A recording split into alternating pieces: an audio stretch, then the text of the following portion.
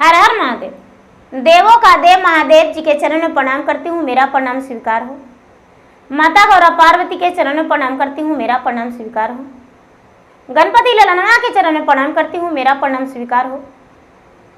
गुरु भाई बहना, मैं एक कथा सुनाने जा रही हूँ, इस कथा को पूरा सुनिए, रहस्य जानिए। हर हर महादेव, घर घर महादेव। गुरु भाई बहना, राधा नाम की एक परम भक्त भगवान भोलेनाथ की थी। वो भगवान के अनन्य भक्त थी, प्रतिदिन भगवान के भोलेनाथ के पूजा पाठ करती थी, चर्चा में जाया करती थी। गुरु भाई बहना, बेचारी जब अपना मैके में थी तो गांव में किसी के घर चर्चा होता था। चर्चा के आवाज सुन के उसे रहा नहीं जाता था। थोड़ी देर के लिए जाकर वो भक्ति भजन कर लिया करती थी और उसके बाद आती थी, घर के काम करती थी। राधा जो थी बिन मां की बच्ची थी, उसकी माता नहीं थी। उसका सौतेली मां बड़ी डांट फटकार दिया करती थी। सौतेली मां कितनहू डांटती थी, लेकिन फिर भी बेचारी राधा चर्चा में जाया करती थी। धीरे धीरे समय बीतता गया गुरु भाई बहना, और राधा बड़ी हो गई। जब राधा बड़ी हो गई तो राधा के पिता उसके रिश्ता के लिए चारों तरफ ढूंढने लगे। ढूंढते ढूंढते एक गांव में राधा का ब्याह तय हो गया। राधा का धूमधाम से शादी कर दिया गया। राधा बेचारी दुल्हन बनके ससुराल चली गई। जब ससुराल गई गुरु भाई बहना, तो बेचारी अपना घर में भी भगवान के पूजा पाठ करना शुरू कर दी।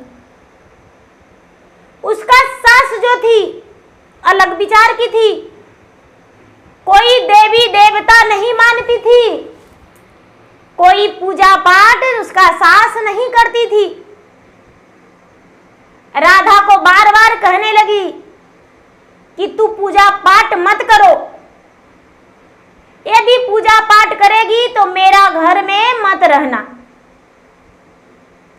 लेकिन अपने सास को राधा बात नहीं मानी। सास से बोली कि माँ जी, हम पूजा पाठ नहीं करेंगे। और भगवान से कहती है कि हे भगवान, आपको हम अपना दिल में बसा के रखे हैं।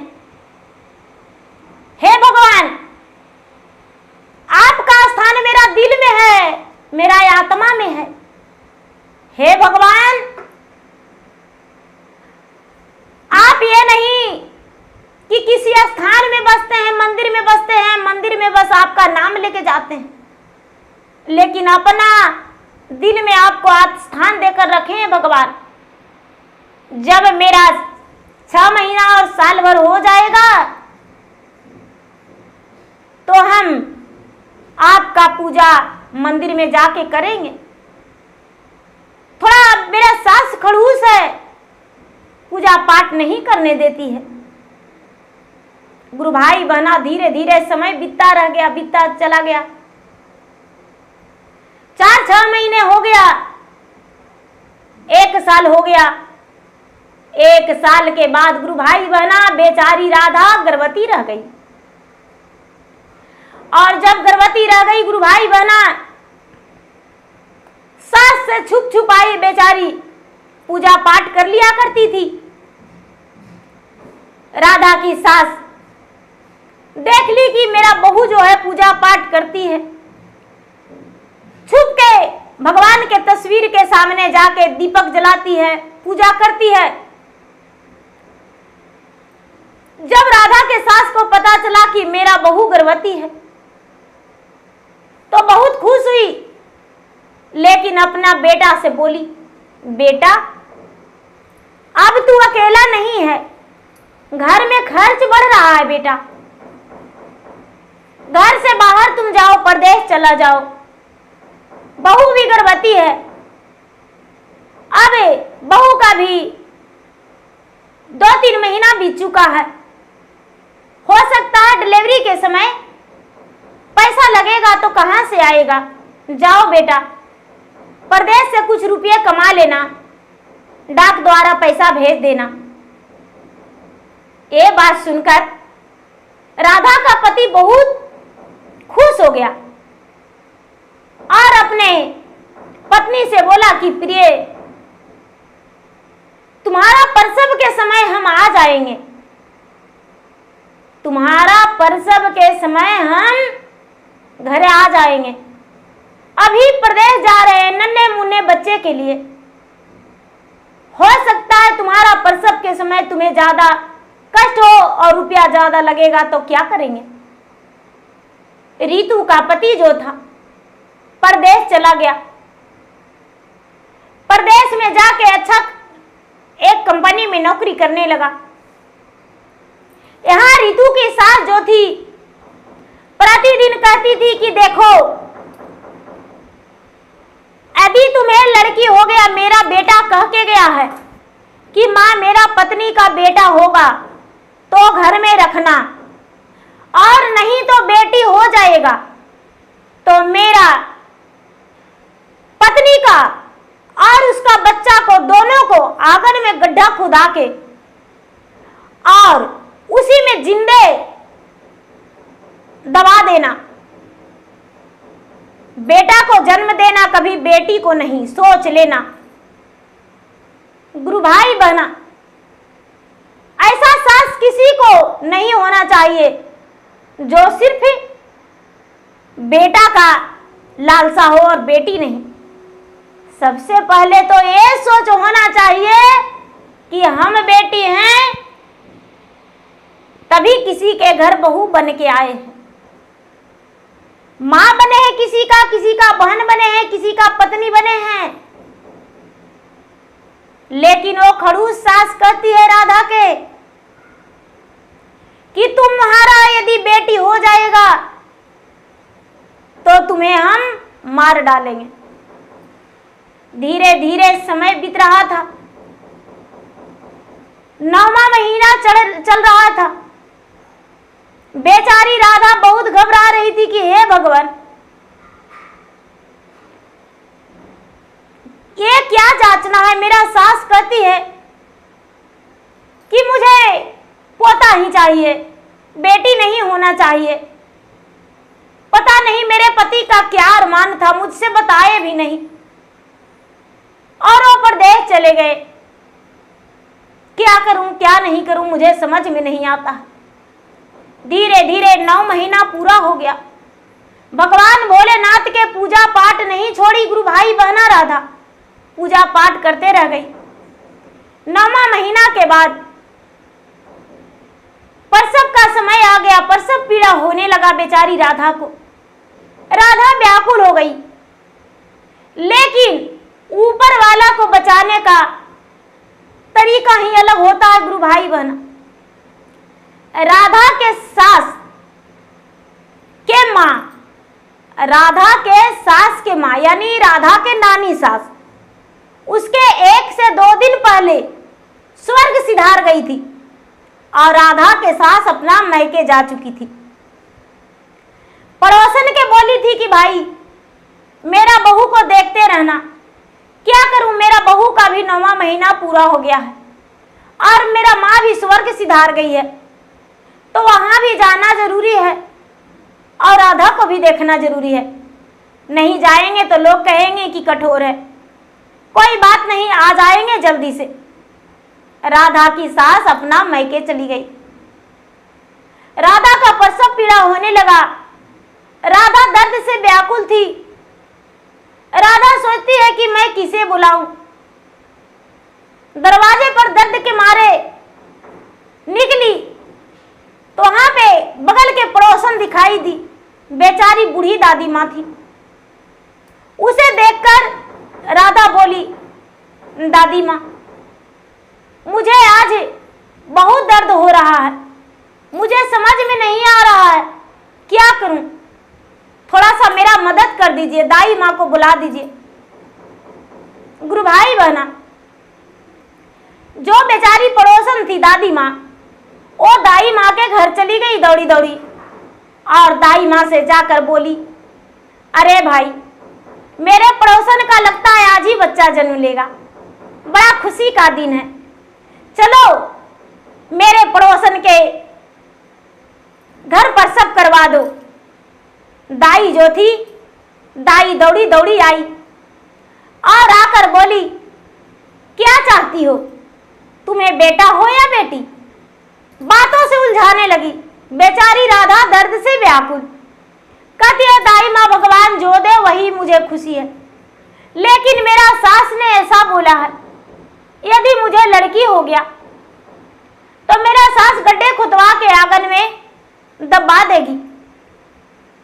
दाई माँ बोली, बेटी यदि तुम्हें लड़की होगा तो हम बच्चे को अपना घर लेकर चले जाएंगे और अपने सास से बोलना कि मेरा बच्चा मरा हुआ जन्म लिया।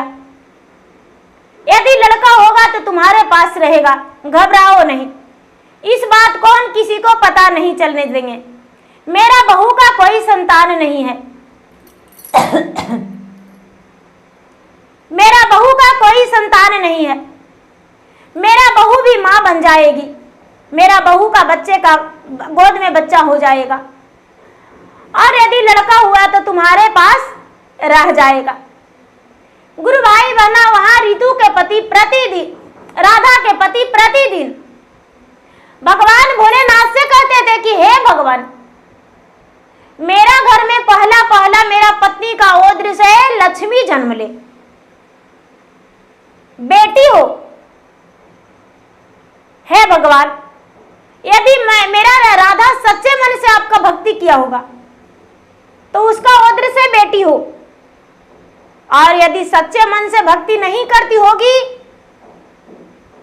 तो उसका बेटा होगा।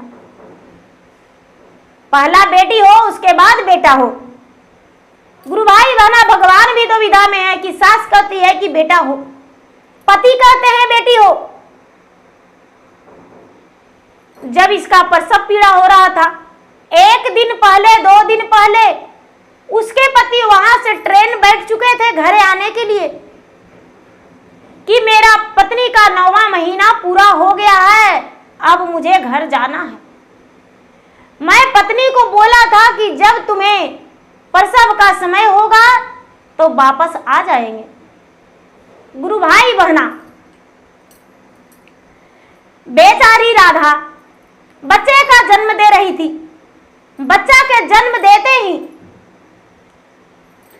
बेचारी दाई माँ ये भी नहीं सुनाई थी कि लड़की हुआ है, और राधा के पति घर के आंगन में प्रवेश कर गए और रितु रितु राधा राधा कह के आवाज देने लगे। राधा तो उस समय दर्द से पीड़ित थी, माँ माँ कह के आवाज देने लगे, क्योंकि राधा के पति के ये पता नहीं था कि मेरा नानी माँ स्वर्ग सिधार गई है और मेरी माँ मैके गई है। इतना ही में दाई माँ कहती है कि बधाई हो बेटा, घर के आंगन में आते ही तुम्हारा पत्नी का ओद्र से कन्या जन्म लिया है, लक्ष्मी जन्म लिया है। इतना सुनते ही राधा के पति खुशी के मारे उछल पड़े, कूद पड़े, जोर जोर से हंसने लगे और कहने लगे कि मेरा मन्नत पूरा हो गया। मैंने जो भगवान से मांगा, भगवान ने मुझे हंसते हंसते दे दिया। हे भगवान, मैं तो राधा के बच्चे का 2 महीना होते ही धूमधाम से पूरे गांव टोला मोहल्ला को बुलवाकर और चर्चा करवाएंगे, प्रेम पूर्वक सबको प्रसादी बांटेंगे और घर में पूरी मिठाई सबको भोजन करवाएंगे। ये बात सुनकर बेचारी राधा को कलेजे में ठंडक पड़ गया गुरु भाई बहना, और मन ही मन सोचती है कि हे भगवान, भगवान ने मुझे बेटी दे दिया। मेरा सास तो बोली थी तुम्हें मरवा देंगे, मेरा बेटा ने ऐसा बोला है, लेकिन मेरे बच्ची को बचाने के लिए भगवान भोलेनाथ मेरे पति को घर में बुला लिए। जब रितु का, राधा का बच्चा का कुछ ही पल हुआ जन्म लेते ही राधा के पति कहते हैं दाई माँ से, दाई माँ मुझे सब्र नहीं हो रहा है, मेरा बेटी का जल्दी से मुझे दिखा दो, और नहीं तो हम अंदर आ जाएंगे। हंसते हुए राधा बोली, मेरी जान थोड़ा सा सब्र कर लीजिए। अरे बेटी तो आपका ही रहेगा, बेटी मेरा नहीं, आपका है। जन्म हम दिए हैं, लेकिन बस जीवन भर आपका ही रहेगा। दाई माँ दिखा दीजिए। गुरु भाई बहना, राधा के पति जब बच्चे को देखे तो खुश थे। अपने पत्नी को बड़े लाड प्यार से निहार रहे थे, मुस्कुरा रहे थे। जब फिर से आंगन में आए तो इतना ही में राधा की सास भी आ चुकी थी। राधा की सास आंगन में आई। राधा के सास अपने बेटे को देखकर बड़ी खुश हो गई। आ गया तू बेटा प्रदेश से? हाँ माँ, मैंने राधा से वादा किया था माँ, तुम्हारे प्रसव के समय हम आ जाएंगे, और उसके प्रसव के समय हम आ गए। बधाई हो माँ, घर में लक्ष्मी आई है। इतना सुनते ही राधा के सास का उल्टा मुंह हो गया। उसका आंख से आंसू छलकने लगा, आंचल उसका भीगने लगा। राधा की सास जोर जोर से चिल्लाने लगी, ए क्या हो गया? मैंने तो बेटी का जन्म नहीं दिया, मेरे बहू ने कुलच्छनी आ गई, मेरे बहू ने तो बेटी का जन्म दिया। इतना सुनते ही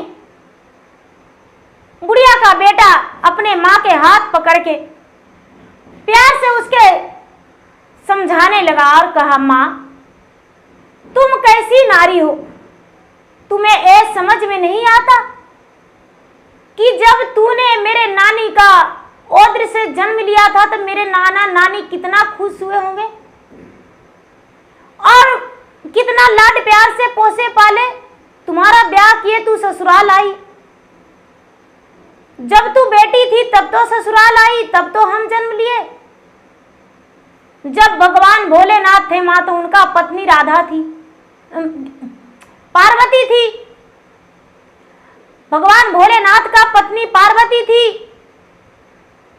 तो वो भी पुत्री ही थे किसी का।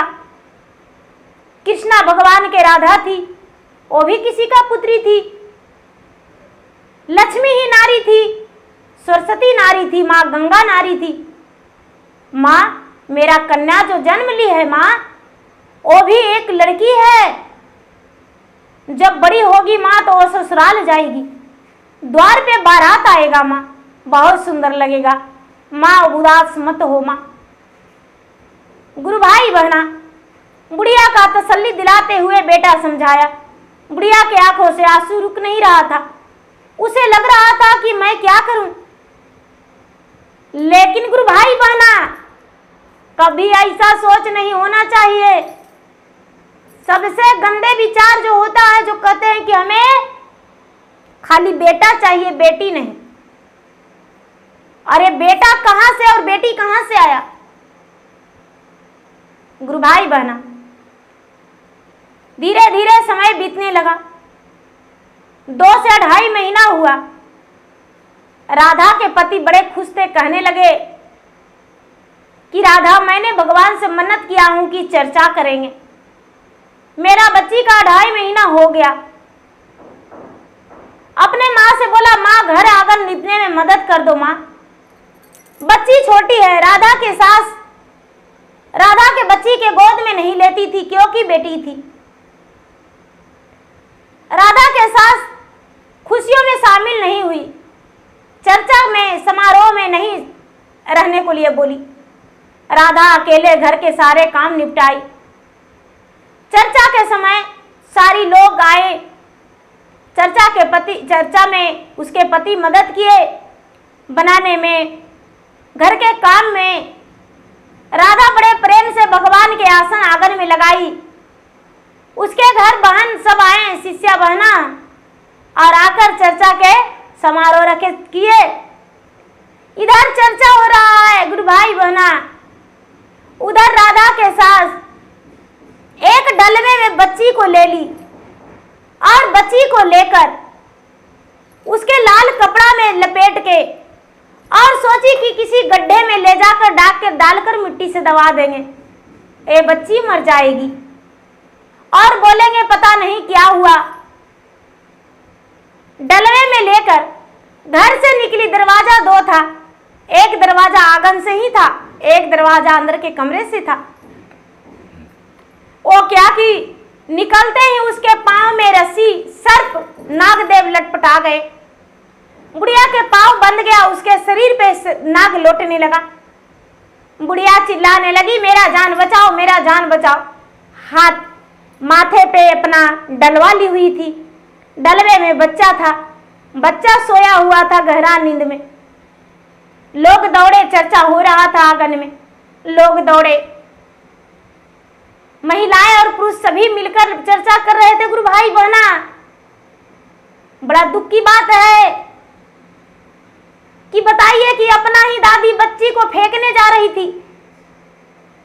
सर्प जब लिपटाया तो बुढ़िया चिल्लाई अपना जान बचाने को लिए, लेकिन जिस बच्ची को सर पे रखी थी उस बच्ची को जान लेने जा रही थी। लोग दौड़े तो कहते हैं कि क्या हुआ, क्या हुआ रे, इनका तो शरीर में सांप जकड़ लिया है। कुछ लोग कह रहे हैं कि सांप को मार दीजिए और कुछ लोग कह रहे हैं कि भाई जांचना है। इनका घर में चर्चा हो रहा था और ये शामिल नहीं हुए, साथ नहीं हुए, इसीलिए इन्हें जांचना दे रहे हैं। कुछ लोग कह रहे हैं कि भाई डलवे में क्या लिए हैं। कुछ लोग कह रहे हैं उनके पास जाएंगे तो मुझे सर्प काट लेगा। राधा जो थी, राधा दौड़ी दौड़ी अपने सास के पास गई। कहती है माँ जी क्या हुआ है, नागदेव मेरा सास को छोड़ दीजिए, मेरा सास को छोड़ दीजिए,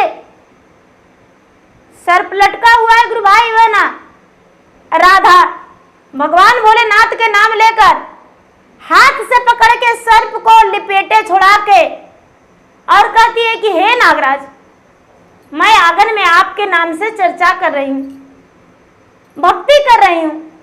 यदि आज मेरा सास को कुछ हो जाएगा तो बड़ा पापन बन जाएंगे। भोलेनाथ इन्हें छोड़ दीजिए। लेकिन बार बार सर्प का फन डलवे की ओर जा रहा है। लोग कहने लगे कि भाई डलवा में क्या आप लिए हैं, कहां जा रहे थे। इतना ही में बच्चा रो पड़ा डलिया में से। गुरु भाई बहना, बुढ़िया हाथ नहीं छोड़ रही थी अपना डलिया को कि पोती को मार देना है। बच्चा जब रो पड़ा तो लोग कहते हैं कि अरे राधा, तुम्हारा सास तो बच्चा के लिए है। लोग हक्के बक्के रह गए, बोली बंद हो गया। राधा के सास को हाथ से डलवा लिए और डलिया में देखते हैं कि कपड़े में लपेटा हुआ बच्चा है, ऊपर से कपड़ा सरिया के रखा हुआ है। कहते हैं बच्चा को कहां ले जा रहे थे। सास कुछ नहीं बोली राधा के। लोग समझ गए कि इस बच्चे को मारने जा रही थी। ऐसा ही है कि लगता है इस बच्चे को मारने जा रही थी। लोग कहने लगे क्या इस बच्चा को जान ले रहे थे। राधा की सास कुछ नहीं बोली। राधा बेचारी अपने बच्चे को गोद में ली, सीने से लगाई, उसे दूध पिलाई और भगवान भोलेनाथ के कहती कि हे भगवान, आपका बहुत बहुत धन्यवाद कि आप मेरे बच्चे को बचा लिए। यदि मेरे सास को आप पांव में नहीं लिपटते तो मेरा बच्चा आज कहां रहता। गुरु भाई बहना, सारी गांव थू थू किया, छी किया, उन्हें शर्मिंदगी किया। राधा के सास शर्म से अपना सर झुका ली, शर्म से अपना सर झुका ली, लोगों के सामने माफी मांगी कि आज के बाद भगवान को हम अपमान नहीं करेंगे, भगवान को गलत नहीं कहेंगे। भगवान भोलेनाथ सचमुच में अपने भक्त को रखवाली करते हैं। जैसे मेरा बहू राधा सच्ची भक्त और अच्छी भक्त है। मैंने इसे बहुत पूजा पाठ करने से छुड़ाया, मना किया, लेकिन फिर भी ये पूजा पाठ करते रह गई। इसका बच्ची को मैंने कई बार मारने का कोशिश किया लेकिन वो नहीं मरी। आज तो हद ही हो गया कि आज मेरा ही प्राण चला जाता और मेरा ही राधा मेरा जान बचा लिया। बहू, मेरा भी नाम आज ही घोषणा कर दो इसी चर्चा में। हम भी भगवान के भक्त बनेंगे बेटी, हम भी 3 सूत्र के ज्ञान लेंगे, हम भी भगवान के चर्चा और भजन करेंगे, मेरा भी पाप कटेगा। हम भी बड़ी पाप किए, तुम पे अत्याचार किए हैं। गुरु भाई बहना, राधा बेटी, राधा जो भक्त थी अपने सास को नाम घोषणा कर दी, दर्ज कर दी और बोली कि आज से माँ जी आपका नाम घोषणा हो गया है, आप भगवान के भक्त बन गए हैं, शिष्य बन गए हैं। झूठ बोलना बंद कर दीजिएगा, झूठ नहीं बोलिएगा। आज से सुबह उठ के पहला सूत्र में भगवान से दया मांगिए, पाँव हाथ धो के बैठ के दूसरा में चर्चा कीजिए। दया इस प्रकार से मांगना है कि हे शिव गुरु, आप मेरे गुरु हैं, मैं आपका शिष्य हूं, मुझसे इस पर दया कर दीजिए। कम से कम 11 बार, ऐसे तो जितना बार हो सके उतना बार पूरे दिन भी मांग सकते हैं भगवान से दया, और आप पे भगवान दया करेंगे। दूसरा में सबसे बताना है, चर्चा करना है कि हे गुरु भाई बहना, मैं शिव का गुरु माना हूं, आप भी मानिए, जानिए, पहचानिए, लीजिए, अजमाइए। शिव बहुत पुराने गुरु है, दयालु है, दया के सागर है, दुखिया के दुख को बांटते हैं। तीसरा सूत्र 108 बार नमः शिवाय, नमः शिवाय। तो रुद्राक्ष के माले पर या तो उंगली के गांठ पर या तो सांसों द्वारा या तो बादाम के दाने पर या किसी भी तरीके से 108 बार माँ जी आप जाप कीजिएगा। बहू ने अपने ही सास को ज्ञान दी और शिव को गुरु बनाने को बोली और बुढ़िया शिव को गुरु बनाई। उस दिन से राधा की सास भी भगवान के भक्त बन गई और भगवान के शिष्य बन के नमन करने लगी, जाप करने लगी, चर्चा करने लगी, लोगों के पास लोगों के साथ बैठने लगी। तो गुरु भाई बहना, कुछ लोग का ज्ञान बहुत समय बाद होता है और कुछ लोग का ज्ञान लोगों के कह देने से तुरंत हो जाता है, समझ जाते हैं। लेकिन एक दिन वो भी समझते हैं जब वैसा विपत आपत पड़ता है तब। तो प्रेम से बोलिए शंकर भगवान की जय। गुरु भाई बहना, मेरा वीडियो कैसा लगा? मेरा वीडियो यदि अच्छा लगे तो मेरा वीडियो का लाइक कर दीजिए, शेयर कर दीजिए और सब्सक्राइब कर दीजिए और बेल आइकन घंटी के दबा के रिफ्रेश कर दीजिए। और कमेंट बॉक्स में हर हर महादेव या ओम नमः शिवाय या तो अपना दुख दर्द लिखकर भेज दीजिए, जिसमें आपका नाम का भगवान भोलेनाथ के सामने हम हाजिरी लगा सके और आपके लिए हम भगवान से दया मांग सकें। हर हर महादेव, घर घर महादेव।